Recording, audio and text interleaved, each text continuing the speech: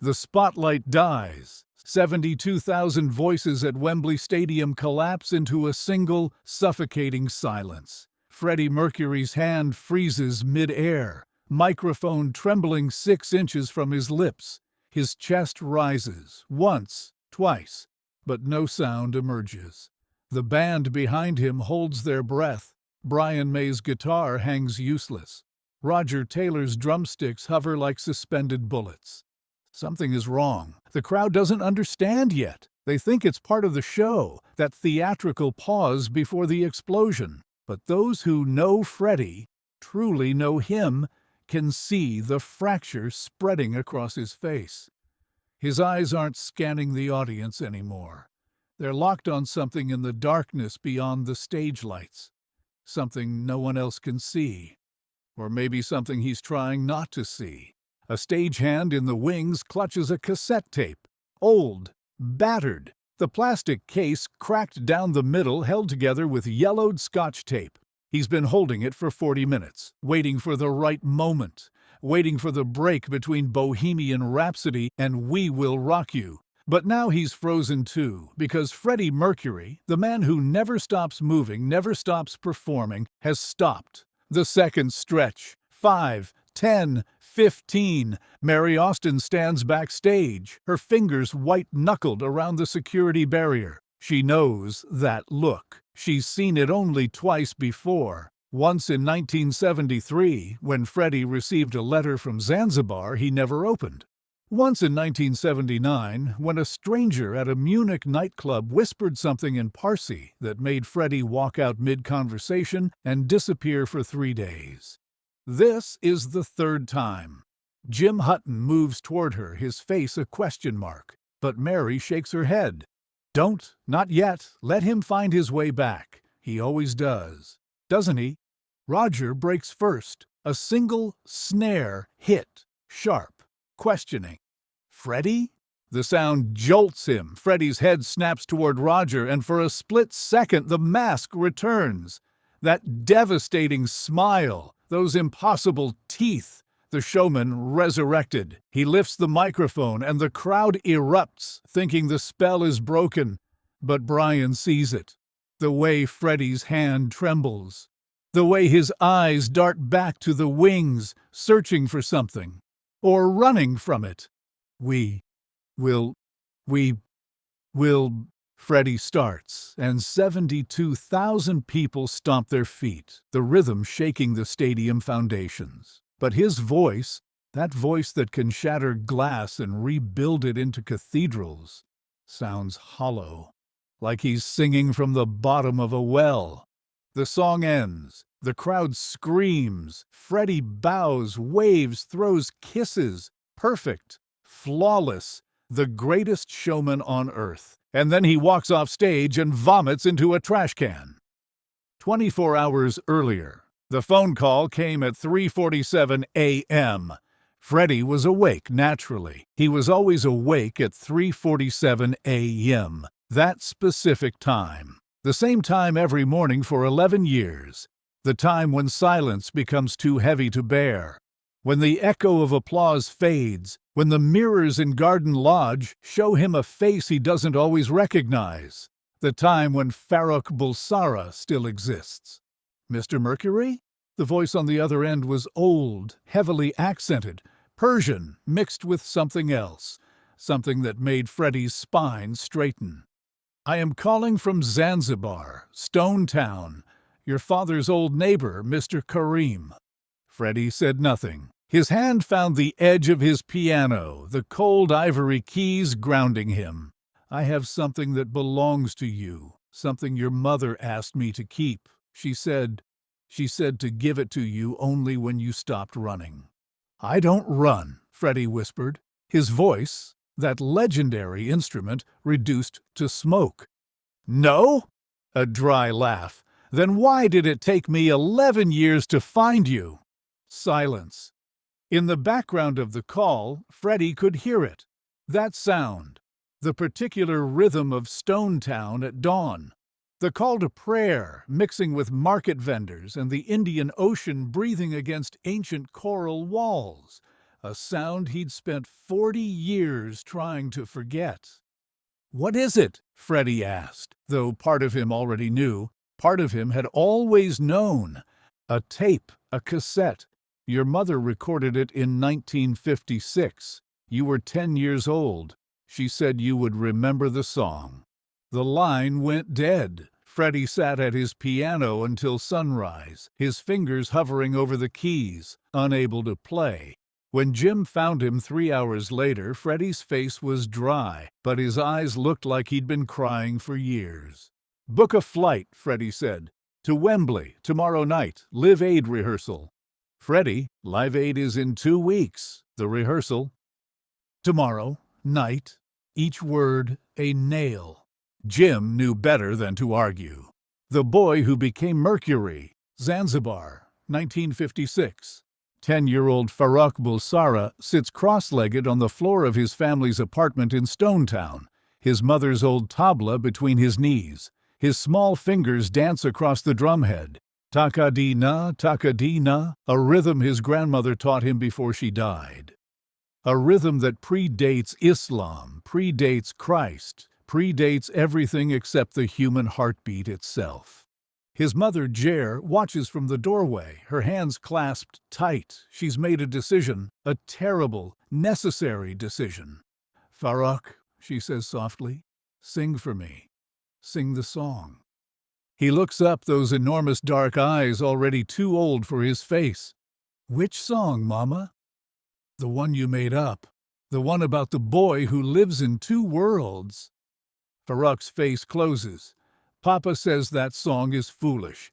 He says I should sing proper Parsi songs, English songs, not that one." Jer kneels beside him, her sari whispering against the stone floor. She reaches into her pocket and pulls out something Farrokh has never seen before. A small recording device, borrowed from the British administrator's office, where she cleans 3 mornings a week. Expensive. Forbidden. "Your father is a good man," she says carefully. "But he is afraid. Afraid of this island, afraid of revolution, afraid of what it means to be different." She touches his cheek. "You are not afraid, my love. That is your gift. That is your curse." "What if I become afraid?" "Then you listen to this tape, and you remember who you were before the world told you who to be." Farrokh picks up the tabla again. His fingers find the rhythm, and he begins to sing.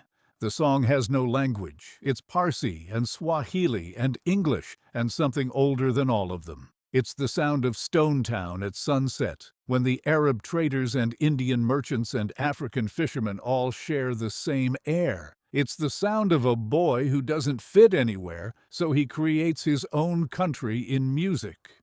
His voice, even at 10 years old, is impossible. It soars and dives and breaks and rebuilds. Jer's hand shakes as she holds the microphone. She's crying, but she doesn't stop the recording. When the song ends, Farrokh looks up. "Will I hear it again, Mama?" Jer presses stop. The tape clicks. She holds it like a fragile bird. "Only when you need to remember." "Remember what?" "That you were perfect before anyone told you otherwise." 6 months later, the Zanzibar Revolution begins. The Bulsara family flees to England. The tape disappears into a neighbor's care, wrapped in oilcloth, hidden in a stone wall in Stonetown, waiting for the boy to stop running. The rehearsal, Wembley Stadium, July 12, 1985, 11:43 p.m. The stage is empty except for one spotlight. Freddie insisted on rehearsing alone. No band, no crew. Just him and a piano and the ghost of 72,000 people who will fill these seats tomorrow for the largest concert in history. The stagehand, Marcus, 23, film student working security to pay off student loans, stands in the wings, the cassette tape burning a hole in his messenger bag. Mr. Karim's instructions were explicit. Give it to him during a rehearsal. Not before, not after, during, when he's between worlds.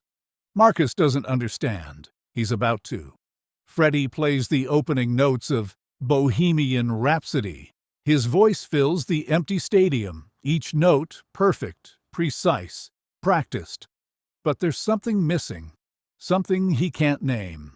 He's been feeling it for months, that hollow space behind his ribs where the music used to live. He stops mid-phrase. The silence is enormous. Marcus takes 3 steps onto the stage. His footsteps echo like gunshots. Freddie's head whips around.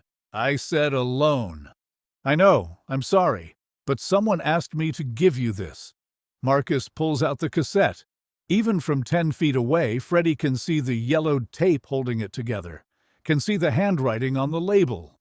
His mother's handwriting. Parsi script. Farrokh, your song. The piano bench scrapes as Freddie stands. He doesn't walk toward Marcus. He can't. His legs have forgotten how to move. Where did you get that? A man named Karim, from Zanzibar. He said your mother... My mother is dead. Freddie's voice could cut diamonds. I know, I'm sorry. He said she recorded this in 1956. He said you'd know when to listen to it.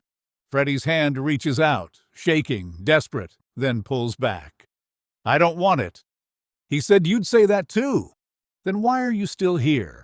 Marcus sets the tape on the piano, gently, like placing a bomb. Because he said to tell you, the boy who lives in 2 worlds doesn't have to choose. He backs away. I'll be in the wings if you need me. Freddie stares at the cassette for 7 minutes. The stadium's ambient noise, ventilation systems, distant traffic, the building's own breathing fills the space. But all Freddie hears is the ocean, Stone Town, his mother's voice. You were perfect before anyone told you otherwise. His hand closes around the tape. The sound of ghosts. There's a cassette player in the tech booth, ancient, probably older than Marcus. Freddie walks there like a man approaching the gallows, the tape clutched so tight the plastic cracks further. He slides it into the deck. His finger hovers over play. What if it's nothing? What if it's just a child's nonsense? What if the boy he was has nothing to say to the man he became? What if he does? Freddie presses play. Static first. Then his mother's voice, tinny and distant. Farrokh, sing for me. Sing the song. And then his own voice, 10 years old, unbroken, unafraid.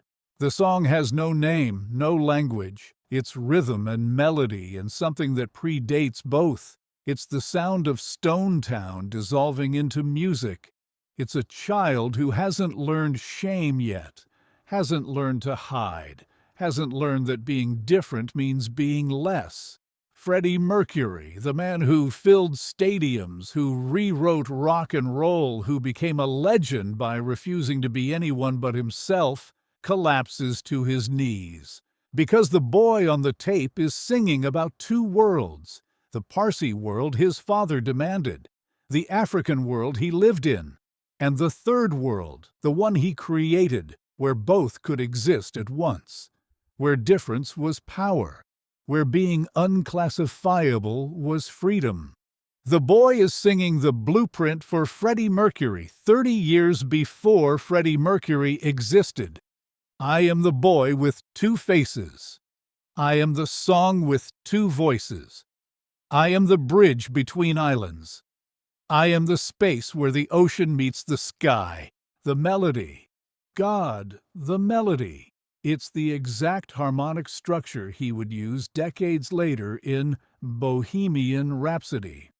The operatic section, the part everyone said was impossible, the part he insisted on because something in him needed it. This is where it came from. This is who he was before the world rewrote him. Freddie plays the tape 3 times. By the 3rd listen, he's singing along, harmonizing with his 10-year-old self. His voice, 40 years of training, 40 years of damage, 40 years of transformation, weaving around that pure, terrified, defiant child's voice. Marcus watches from the wings, his phone forgotten in his pocket. He came here to deliver a tape. He's witnessing something else. Something like resurrection. When the tape ends the third time, Freddie stands. His face is wet, but his eyes are clear. Clearer than they've been in years. He walks back to the piano on the main stage, sits, stretches his fingers, and begins to play. The song that emerges isn't Bohemian Rhapsody, isn't We Are the Champions, isn't anything the world has heard before.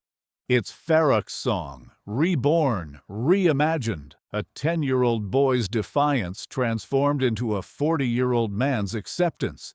He sings it for 90 minutes straight, no breaks, no hesitation, just pure channeling. The boy and the man finally speaking the same language. When he finishes, Freddie looks up at the empty stadium, at the seats that will hold the world tomorrow, and he laughs, actually laughs, that wild, uncontrolled cackle that made Queen's early producers nervous, the laugh of someone who just remembered how to be free. "Marcus!" he calls. The stagehand appears instantly. "Yes?" "Tomorrow night, Live Aid. I want you backstage, close to the stage. I want you to watch." "Watch what?" Freddie holds up the cassette tape, the broken, yellowed, impossible artifact. The boy who stopped running. Live Aid, which brings us back to the silence. Freddie Mercury, frozen mid-performance. 72,000 people holding their breath. The moment before everything changes. He's not looking at the crowd anymore. He's looking at Marcus in the wings who holds up the cassette tape. A reminder. A talisman. A bridge between the boy who sang in Stonetown and the man who conquered Wembley.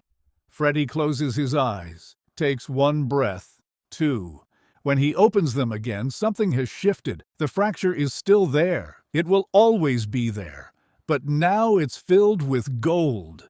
Kintsugi, the Japanese art of repairing broken pottery with precious metal, making the damage part of the beauty. He raises the microphone, not to sing the next song, to speak. "I want to tell you about a boy," Freddie says. His voice is soft, intimate, like he's talking to one person instead of 72,000. A boy who was born in Zanzibar, who didn't fit anywhere, who made up songs in languages that didn't exist because the real languages didn't have words for what he felt. The stadium is silent, utterly silent. Even the sound technicians freeze. That boy was terrified of his father, of his culture, of a world that told him there was only one way to be, one proper way, one acceptable way. Freddie's hand tightens around the microphone, so he ran. He changed his name. He invented a persona. He became someone else. Brian May's eyes are wide. Roger Taylor has stopped breathing. John Deacon stands utterly still. They've never heard this story. Freddie never tells stories about before. "But you can't outrun your own voice," Freddie continues. "No matter how far you go, no matter how many people scream your new name, that boy's song is still inside you, waiting, reminding you that you were perfect before anyone told you otherwise." He turns to the piano, walks to it, sits. "This is for Farrokh," he says quietly, "for the boy who lived in two worlds. For the boy I almost forgot." And he begins to play the song from the tape. The stadium doesn't understand at first. This isn't Queen. This isn't rock and roll. This is something older, something that predates electric guitars and stadium tours, something that sounds like prayer and rebellion and love all mixed together. But then people start to hear it, the melody that will echo in innuendo 6 years later. The rhythm that drives "The Show Must Go On," the harmonic structure that made Bohemian Rhapsody impossible and legendary. It's all here. All of it, the entire blueprint of Freddie Mercury's genius, sung in a child's voice by a man who finally stopped running. By the end, 72,000 people are crying, and they don't know why. Backstage, Mary Austin is crying. Jim Hutton is crying. Even Bob Geldof, who's seen everything, has tears streaming down his face. Brian May leans over to Roger Taylor and whispers, What the hell just happened? Roger shakes his head. I think Freddie just introduced us to someone we never met. Who? Himself. After? The tape is never released. Freddie makes that clear. It's not for the world, it's for him. A private resurrection. A reminder that the person he invented and the person he was born as can coexist.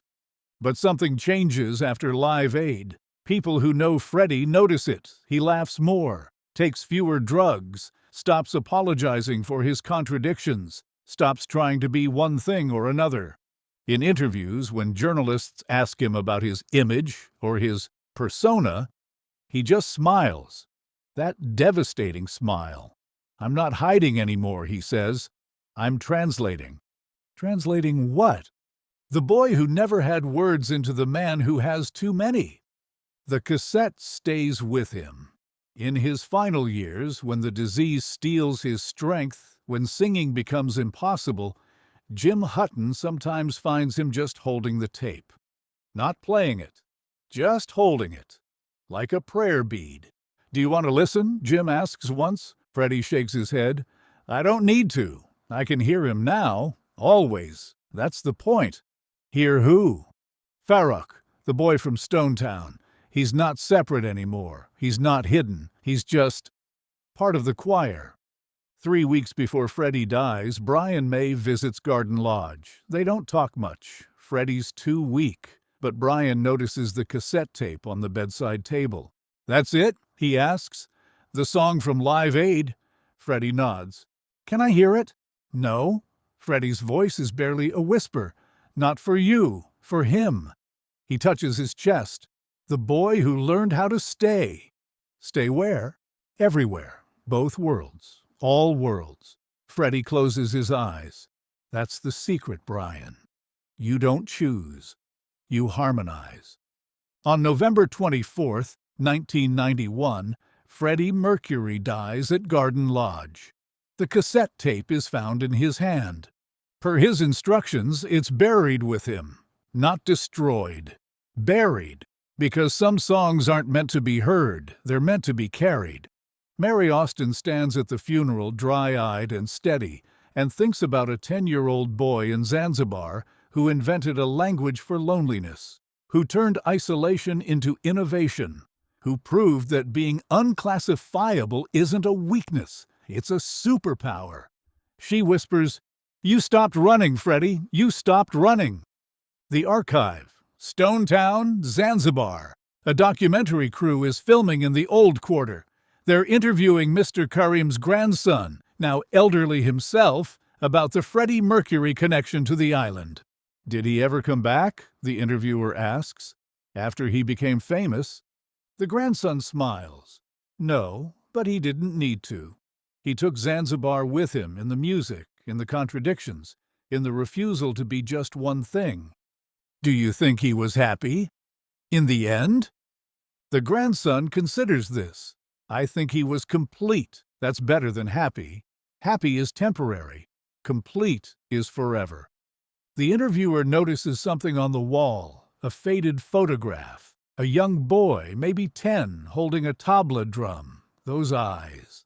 Unmistakable. Is that Farrokh Bulsara? Before he became Freddie Mercury, before he learned to run, before he learned to stop running, the grandson touches the photograph gently. My grandfather always said, the world saw Freddie Mercury die. But Farrokh Bulsara, he never died. He was just waiting for Freddie to remember him, to bring him home. Where's home? The grandson points to a speaker playing Bohemian Rhapsody. There, in the space between the opera and the rock, in the place where nothing makes sense and everything is true. That's where Farrokh lives. That's where the boy with two worlds built a third. The documentary will air to critical acclaim, but the crew never finds the tape, never learns about the cassette that changed everything. Some secrets stay buried, some songs stay sung, and sometimes, late at night, if you walk through Stonetown at exactly 3:47 a.m., that specific time when silence becomes too heavy, you can hear it. A child's voice singing a song that has no language. A man's voice harmonizing decades later. Two worlds, one frequency. The sound of someone who finally learned that running and staying are the same thing when you're carrying yourself. The question was never, did Freddie Mercury forget who he was? The question was always, did he remember in time? The tape proves he did. The music proves it mattered. And the silence, that specific, impossible silence at Live Aid, when 72,000 people watched Freddie Mercury stop mid-performance. That silence was the sound of a boy coming home.